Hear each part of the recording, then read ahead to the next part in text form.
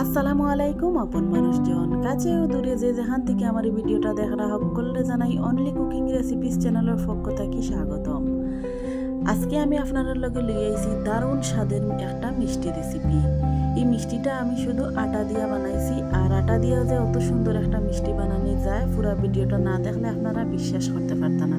এই মিষ্টিটা যত দেখতে সুন্দর, খাইতে অনেক বেশি ভালো লাগে, আর খুব সহজে কিন্তু এই মিষ্টিটা আপনারা গরম বানাইয়া খাইতে পারবা, আর পরিবারের ছোট থেকে বড় সকলে অনেক বেশি পছন্দ করবা।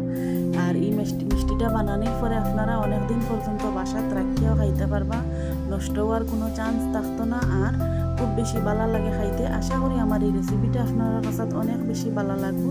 তো আমি কিলাখান বানাইছি আপনারা দেখাইলাম রেসিপিটা।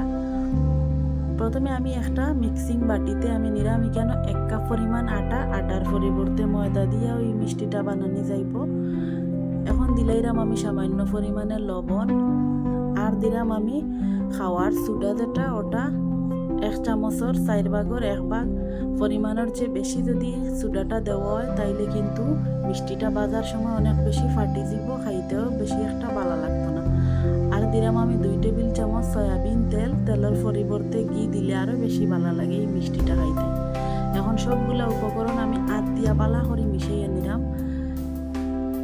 ভিডিওটা দেখতে দেখতে যদি লাইক দিতে ভুলে যাই, মনে করি একটা লাইক দিয়ে পুরো ভিডিওটা দেখার অনুরোধ রইল। আর আমার এই চ্যানেলটা যদি আপনার কাছে ভালো লাগে তাইলে সাবস্ক্রাইব করিয়া সব সময় আমার পাশে থাকবা। এখন আমি অল্প অল্প পানি দিয়া একটা খামির বানাইয়া নিলাম। খামিরটা একটু টাইট হইতে হইব, বেশি নরম হইলে কিন্তু হইতো না। আমার খামিরটা বানানি হয়ে গেছে। এখন আমি ঢাকনা দিয়া ডাকিয়া 10 মিনিট পর্যন্ত অপেক্ষা করব। 10 মিনিট পরে খামিরটা আগে থেকে অনেকটা আরো নরম হয়ে গেছে, আর খুব সুন্দরই সেট হয়েছে। আবারও আমি হাত দিয়ে 1 থেকে 2 মিনিট একটু ডলাইয়া একটু মিশাইয়া নিলাম, যাতে আরো বেশি সফট হয়। আর মিষ্টিটা বানানোর সময় খুব সুন্দর হয়, মিষ্টিগুলার শেপ দেওয়ার সময়। এখন আমি মিষ্টির সাইজ মতো আমি একটু একটু করে খামির ওরকম করিয়া, আমরা যেরকম রুটির লেচি নেই ওরকম করিয়া আমি সবগুলা নিছি আলাদা করে যাতে মিষ্টি বানাইবার সময় সুবিধা হয়।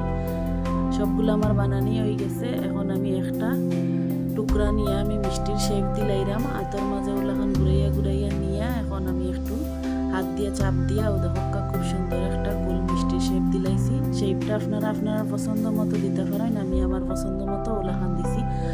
আর একটু পাতলা করিয়া দিছি, কারণ বাজার পরে অনেকটা ফুলি যাব। ওলাখান করিয়া আমি সবগুলা মিষ্টি বানাইয়া নিলাম। আমার সবগুলা বানানি হয়ে গেছে, আর আপনারা দেখিয়া বুঝতে পাররা অত বেশি মোটা নাই। আমি কিছুটা পাতলা করিয়া রাখছি, বাজার পরে আর একটু মোটা হইব, ফুলব। এখন আমি পরিমাণ মতো তেল একটা প্যানের মাঝে নিয়া, অত বেশি গরম করছি না, এখনো ঠান্ডা তেল আছে। একটা একটা করে মিষ্টি আমি তেলের মাঝে দিলাইরাম।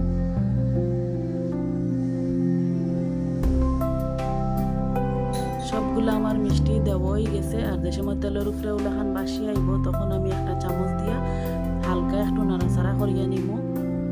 অত বেশি নাড়াচাড়া করা যাইতো না, কারণ এখনো পর্যন্ত অনেকটা নরম আছে। এরপরে আমি একটু একটু করে উল্টাইয়া দিলাম একটা একটা মিষ্টি।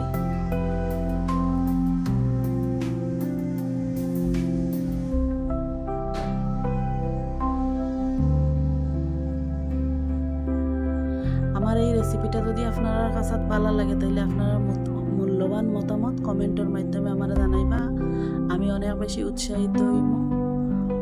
ওলাখান করিয়াও আমি সবগুলা মিষ্টির সুন্দর যে সময় একটা কালার হইব তখন আমি নামাইমু। দেখো আস্তে আস্তে খুব সুন্দর একটা কালার। আর চুলার আঁচটা আমি মিডিয়ামে রাখিয়া কিন্তু মিষ্টিগুলা বাজরাম।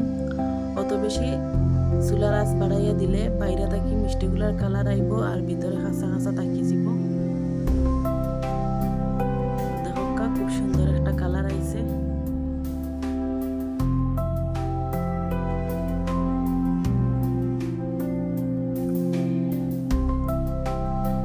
বালা করে চামচ দিয়ে নাড়াচাড়া করিয়া নিছি, যাতে সব সাইডে সুন্দর একটা কালার আয় আর দেখতে অনেকটা সুন্দর লাগে। আর মিষ্টিগুলা বালা করে যাতে বাজা হয়।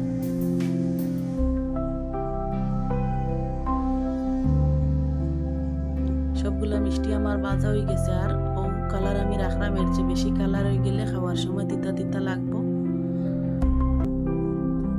এখন একটা আমি তেলের চামচ দিয়া মিষ্টিগুলা তেল তাকি জড়াইয়া তুলি লাইরাম। দেখো কত সুন্দর লাগে দেখতে, আর খুব সহজে কিন্তু এই মিষ্টিটা আপনারা বাসায় বানাইয়া খাইতে পারবা।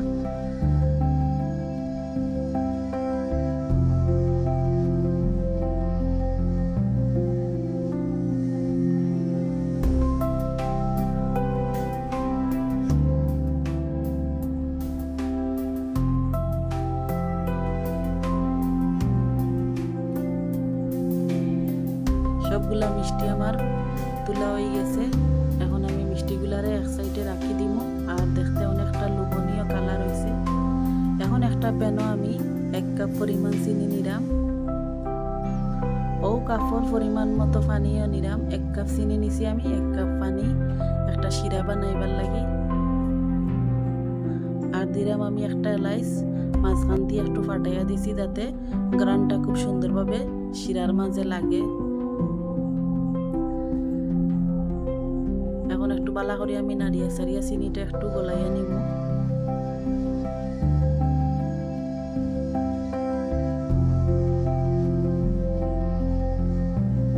চিনিগুলা গলি গেছে। এখন আমি শিরার মাঝে আগে থাকি বাজিয়া রাখা মিষ্টিগুলা দিলাইরাম। দেওয়ার পরে আমি চামচ দিয়া বালা করে নাড়াচাড়া করিয়া নিলাম যাতে মিষ্টিগুলা সব সাইডে চিনির শিরাটাও লাগে। আর চুলার আঁচ কিন্তু মিডিয়ামে রাখি আমি মিষ্টিগুলা একটু সিদ্ধ করিয়া নিলাম যাতে খুব সুন্দরভাবে মিষ্টিগুলার ভিতরে শিরাটা ঢুকে। সবগুলা মিষ্টি আমার শিরার লগে মিশানি হয়ে গেছে। এখন আমি ঢাকনা দিয়া ডাকিয়া 5 মিনিট লো আছে রাখি দিমু চুলার উপরে। 5 মিনিট পরে আপনারা দেখাইলাম। ও দেখো মিষ্টিগুলা অনেকটা শিরা টানিয়া নিচে গিয়া, আর মিষ্টিগুলা আগে থেকে অনেকটা বড় বড় হয়ে গেছে, আর ভিতরে শিরাও ঢুকে গেছে খুব সুন্দরভাবে।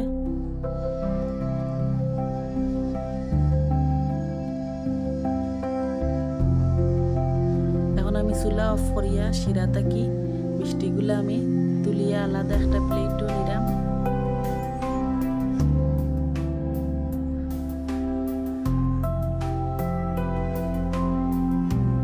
দেখো কতটা সুন্দর হয়েছে, মাশাআল্লাহ। আমার কাছে এই রেসিপিটা অনেক বেশি ভালো লাগছে।